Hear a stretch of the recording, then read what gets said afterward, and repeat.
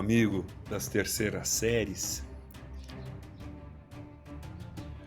Hoje eu vou começar a conversar sobre o último e mais complexo, talvez, tópico do período entre guerras. Até agora nós já vimos um mundo em crise graças aos Estados Unidos. E agora a gente começamos sobre governos totalitários. Muitos chamam de totalitarismo. Lembrem-se lá em meses e meses atrás, quando nós falamos aqui sobre absolutismo monárquico, eu já tinha frisado isso. Totalitarismo é a versão republicana do absolutismo monárquico. Se um rei era chamado de absoluto, um presidente, um ditador, um primeiro-ministro, um parlamentar com uma razoável responsabilidade será chamado de totalitário. Um governo que vai concentrar poder, um governo que vai privar parlamentos de opinarem ou decidir alguma coisa. Podem até falar muito, mas nada será aproveitado efetivamente. O poder se concentra em uma pessoa. Em termos de Brasil, nós temos o exemplo, não é? O período Vargas, que vai de 1930 até 1945. Desde lá.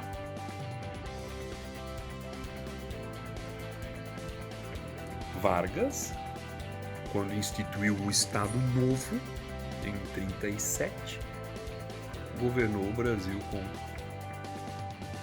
mãos de ferro. Não perdeu a oportunidade, não perdeu a chance de governar o Brasil ferozmente. Instituindo restrições, censuras, fechando o Congresso.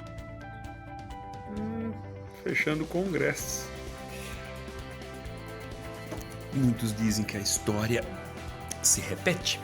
Muitos dizem isso. Em termos internacionais, os dois exemplos menores, Portugal e Espanha. Os dois exemplos poderosos, nazismo e fascismo. Esses dois serão talvez os nossos objetos mais consistentes, considerando que vão abranger personagens velhos conhecidos nossos. Hitler, o principal deles, provavelmente. Europa, depois da Primeira Guerra Mundial, estava em pedaços, destroçada. E o que existe em termos de perspectiva para sobrevivência?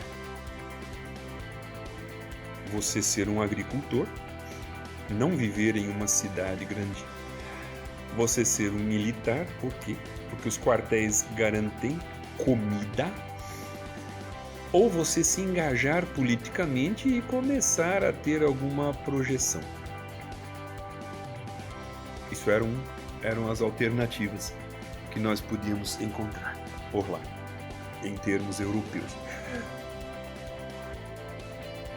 E aí, a Primeira Guerra deixou cicatrizes, a Primeira Guerra deixou marcas profundas, e agora era mais do que necessário que começasse alguma reconstrução. E essas reconstruções, elas começam a partir dos modelos totalitários europeus. Para nós termos uma primeira ideia, gente, essa aula sobre totalitarismos ela vai longe. Ela não será uma aula de uma parte, serão pelo menos 3 partes. Mas não faz mal. Esta semana todos vocês vão receber essas informações, tá bem? Vai estar tudo tranquilo. Primeira coisa, o Estado com letra maiúscula, ele está acima do indivíduo. A individualidade não conta, o que conta é a coletividade. Segundo, existe o monopartidarismo, ou seja, todos fazem parte do mesmo partido e aí começam-se a ver os valores individuais. Todos concorrem sob uma mesma sigla. E que vença o menos ruim.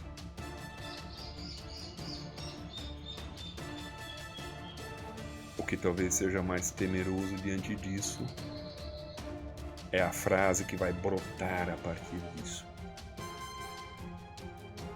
O trabalho liberta. Arbeit macht frei. Pensem nisso. Até a próxima.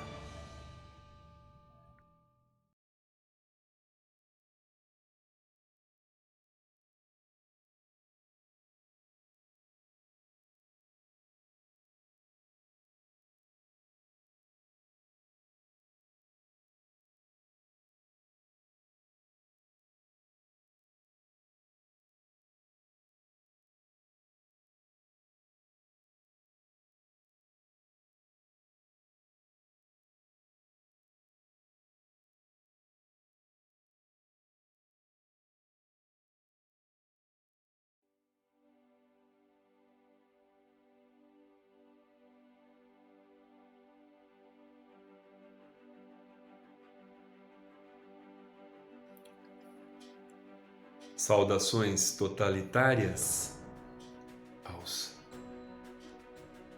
alunos das terceiras séries. Totalitarismo, um pensamento de poder. Um país sem forças armadas não é nada. Um nacionalismo exagerado.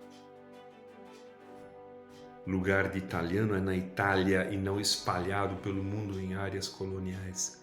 Eles eram necessários nos seus países de origem. Aqui aparece o chefe, o líder incontestável, aquele que conduz, aquele que orienta. E ele cegamente será seguido e obedecido, mesmo que seja um desastre anunciado. Esse é o verdadeiro líder. Um pensamento antissemita absurdo. Nós somos superiores e o resto é restolho pobre. Nós não podemos estar isolados etnicamente. As etnias que nos dizem respeito devem formar uma grande nação. As anexações explicam-se por isso. Produtividade. Mandar as favas, toda a censura e as restrições do Tratado de Versailles pós Primeira Guerra Mundial. Nós vamos mostrar ao mundo quem somos. O totalitarismo funciona desta forma. Eu vou exemplificar do mais simples ao mais complexo e dramático. Portugal, em 1974, acontece a Revolução dos Cravos. Flores belíssimas, por vezes com significados diferentes. Por vezes.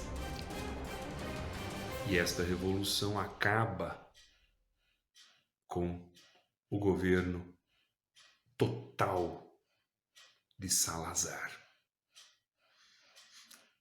Na Espanha, já com uma gravidade um pouco maior, em 1936 ocorre a Guerra Civil Espanhola, que coloca no poder o general Francisco Franco, cognominado Generalíssimo Franco. Agora, sozinho ele não conseguiria fazer nada, e com o auxílio do aparato militar da Alemanha, ele chega ao seu grande objetivo. Nesta guerra está talvez uma das fotografias mais dramáticas que já se viu. Quem sabe alguém se anima a procurá-la. Graças a essa guerra civil espanhola, Pablo Picasso, em mais um dos seus rampantes de produtividade, nos dá Guernica. Talvez o seu painel mais emblemático.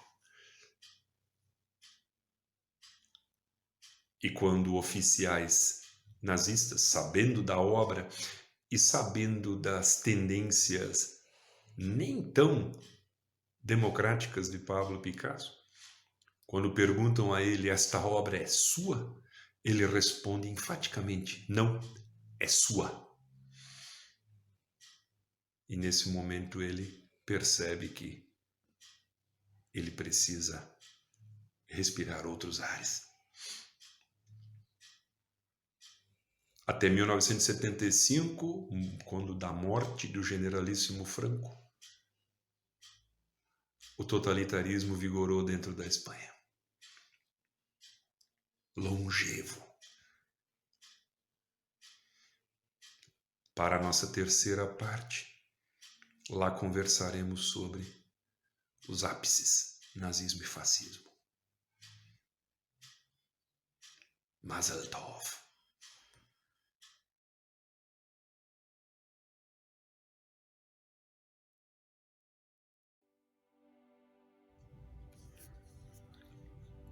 Olá, minha gente.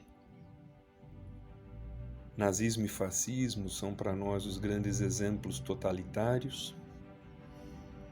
O nazismo na Alemanha, o fascismo na Itália, países destroçados pela Primeira Guerra Mundial e que precisavam de partidos e de líderes, infelizmente negativos.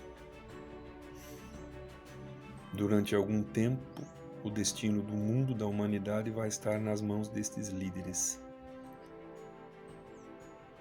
Até quando isso é uma boa ou uma má ideia, não sei. Tenham sempre em mente que o governo totalitário concentra poder. E eles enfeitiçam e hipnotizam a sua população, a ponto de doutrinar todos, a ponto disso acontecer. Mussolini na Itália, Hitler de outra forma, mas cada um à sua maneira. Cada um à sua maneira. Tenho isso sempre em mente. Tá bem? Até a próxima.